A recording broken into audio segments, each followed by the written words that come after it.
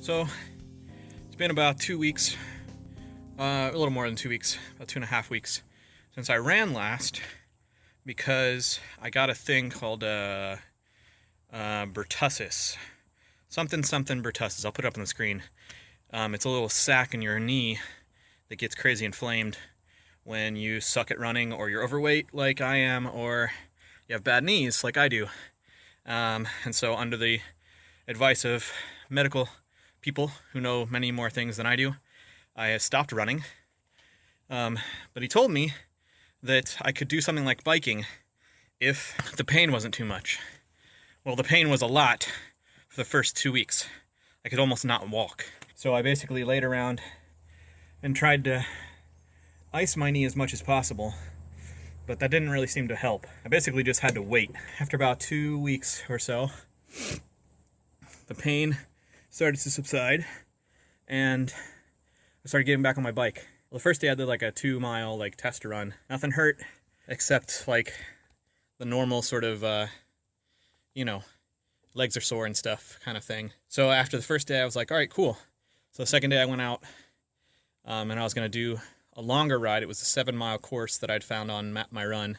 And I got about 5 miles in to the loop, so I was on my way back. Had about 2 miles left, and I blew my back tire on my bike, and it was like almost midnight, so it was super dark. And so I was just like, screw it, I'll just walk home. I would have probably changed the tube if it had been daytime, but it was at night, it was dark. So I walked home. That 2 miles walking home was really hard, because walking causes pain in my feet, my lower legs, and my knees, especially if I'm trying to make it a good walk, not just like a nothing walk, like just a casual walk or whatever, trying to get some exercise into it, burn some calories or whatever. So I ended up having a little bit of pain that night, and wasn't feeling good. So I took yesterday as a rest day. And then today, I woke up, had my little breakfast. I woke up late because I was exhausted. I haven't been getting good sleep. Got my bike, and I decided to go for a long distance ride. So the reason I'm out of breath is because this is mile 10.2. I'm out here on the Gainesville-Hawthorne Trail. It's actually a really nice day. It's like a little bit hot. Actually, it's not even that hot.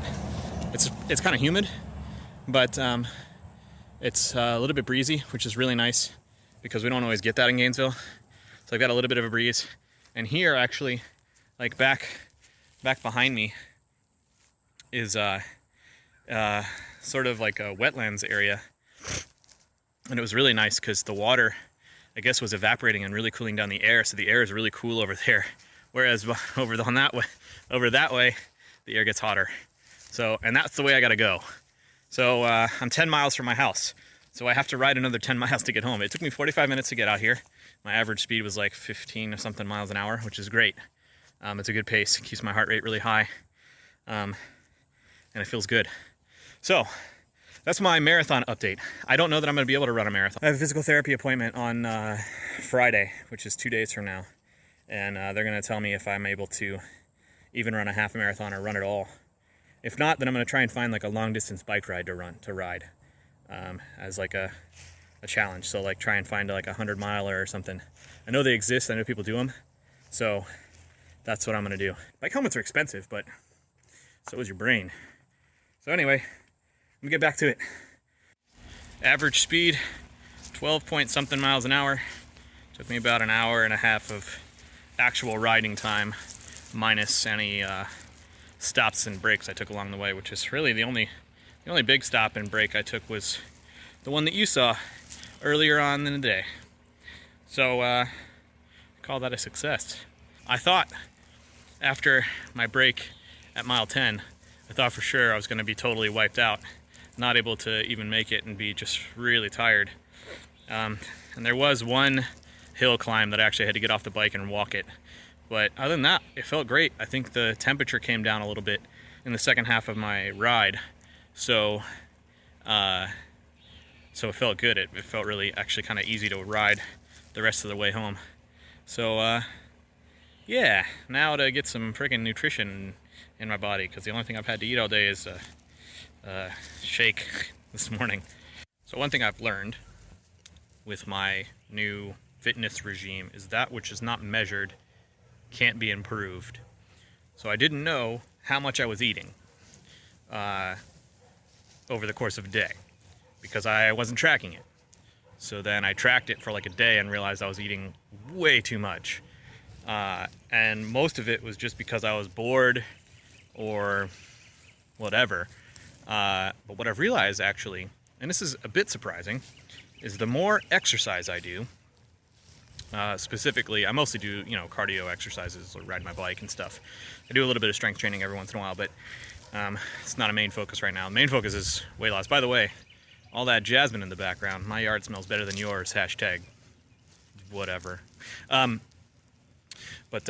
so the main thing I've noticed is that when I do like really long exercises like I did today, the 20-mile ride, I don't feel as hungry. I don't even crave anything. Like I've had like not enough calories at all today. So I'm gonna have to try and like pack calories in, but it's actually gonna be a struggle to do so because I am not hungry.